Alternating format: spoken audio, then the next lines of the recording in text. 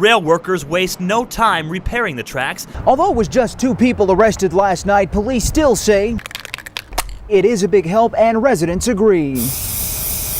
A truly incredible sight out here. We're told at times today this thick black smoke you see here behind me rose as high as 1,500 feet into the sky, and at times blanketing the entire Uvalde area and even blocking out the sun for periods of the day.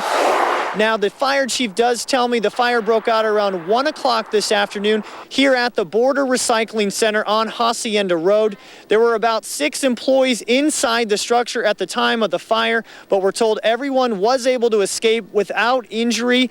And because of the contents inside this building, lots of plastic, cardboard, and other highly flammable materials, at no point today did firefighters give a real attempt and try to put out this massive fire. I've been in the department a little over 11 years. It's the biggest fire that I've known that we've had, and it pretty much is the first fire that I can think of that we ever had to sit here and watch, just because of the recycling center. Rather than be able to fight it and put it out. Now, the fire chief does tell me they don't expect the fire to be dying out anytime soon, so they will be monitoring this situation 24/7 to ensure the safety of other structures nearby, but more importantly, to protect those who may be living or working in this area. From Uvalde, Andy Cunningham, Fox News at 9. After weeks of waiting, the day has come. Can't promise you you get to shoot a buck, but I can promise you have a good time. Bright and early, a small group of soldiers gather outside Brooke Army Medical Center and the recovery barracks they rarely see from the outside. In the barracks, it feels like we're in padded cells sometimes. You see a lot of doctors. It's pretty much all I've done since I've been there. Visit with the doctors. For 3 days, the doctor visits are put on hold for a trip here. La Mota Ranch in deep South Texas. It's just one of the most fantastic things I've ever seen. Hey, gentlemen, if we'll get around. 5 men, all injured while serving our country, are enjoying an all-expense-paid hunting trip. I have the resources. I have the places to go. I have the volunteers. Billy Hodges organized the adventure and hundreds of others like it. He calls the getaways hunts for heroes. It's just something that we can do, and it's a way for us to give back to the guys pulling the wagon for us. It's just nice to know that it's cared about what you're doing over there. The guys stay on the ranch, shoot targets, and of course, kill deer. He's down.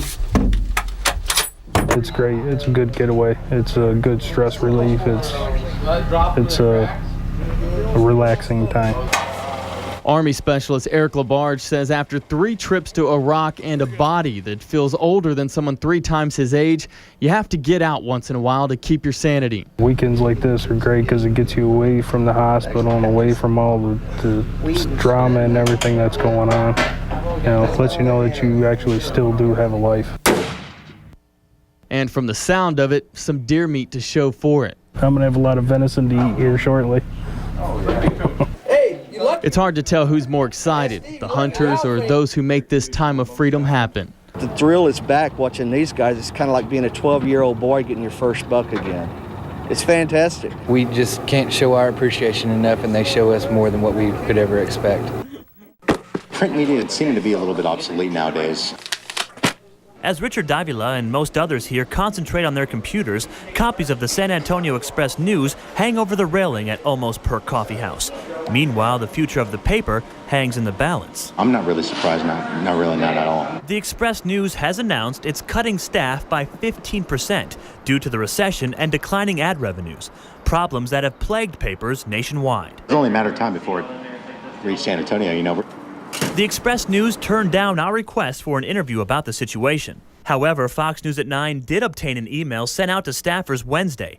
In it, the paper's publisher, Tom Stevenson, says, quote, "Almost every day in the Express News and on mysa.com, we write about businesses downsizing and reorganizing to cope with the economy. Unfortunately, we find ourselves in the same position. I rely on the paper to know what's happening in my city. I'd hate for newspapers to die." Right now, the Express News seems to be on life support. In all, 135 jobs will be cut by late next month, including 30 open positions, and some operations will be consolidated with the Houston Chronicle. Linda Sanford says while it's all a sign of our economic times, sometimes I think that they'd be better off cutting at the top, but it seems like every organization cuts at the bottom first. It's a sad thing, man. It's a very sad thing. Michael, this is obviously something that affects the entire SeaWorld family. These trainers are very close to their animals. The club has been operating for the past 2 weeks under new management, but according to the city, that will end tomorrow. Now, the club's attorney tells us he will appeal the decision. Authorities have been working around the clock on this property right here since yesterday morning. Right now, they're still looking for what may be left of a man and a woman who disappeared. We didn't want to drink our parents' vodka anymore. So while sitting around one day, 21-year-old Brett Cohen and 23-year-old Justin Reitmeyer decided to create a new brand for their friends. We're the younger, trendy, upcoming, young professional. They have the iPod, they have a lot of gadgets, they have a lot of unique things like that, but they don't have a spirit. That's how Y Vodka was born. So the Y can stand for Generation Y, but it can also stand for you as the consumer. With their idea, and not much of an idea about the vodka business, the two San Antonio natives who met at UTSA started from scratch. Still, Brett and Justin found a large distillery in California willing to make this corn-based beverage. Justin says coming up with the right recipe took a while. Now he's very proud of his product. It's sweet, it's easy on the palate, it doesn't have a bad afterburn, and it's a good price point. The co-creators say it's a premium spirit at a not-so-premium price. A bottle this size will cost you about $20 compared to $30 or more for typical high-end brands. We're college kids, so we understand the importance of it being affordable. These two roadrunners also understand the importance of marketing. Right now, they're running around town trying to get Y Vodka in local bars. I'm not gonna lie, it's fun. We're excited. It's going well. After a week or so on the market, the entrepreneurs say more than 70 San Antonio bars have put it on their shelves.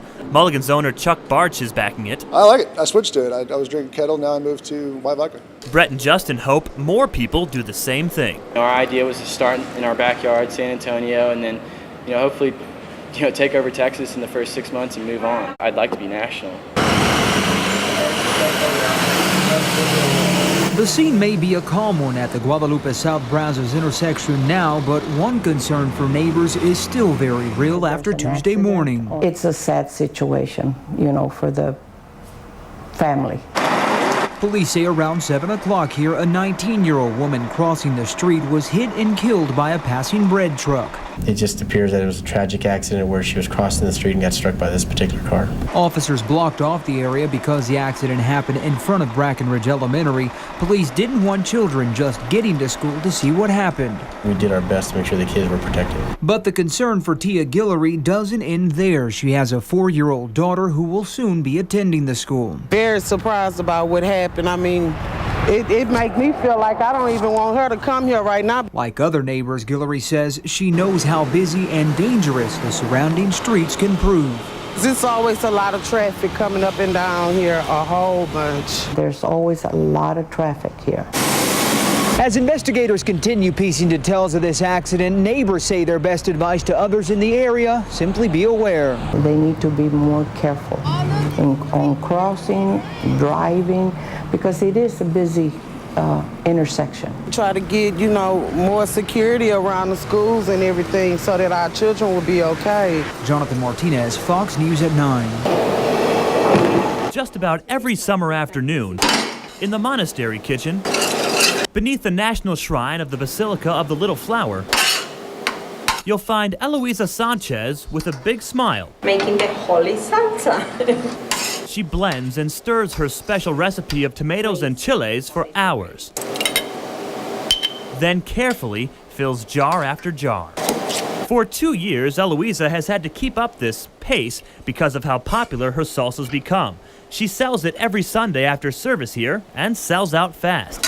Last week, she went through 25 jars. But people keep asking for it. For $5, you can get your hands on the holy salsa. It's a bargain to those who fell in love with the heavenly flavor. I'm glad that everybody liked it. I'm glad. I'm really blessed, let me tell you. Probably the best salsa I've ever tasted in San Antonio.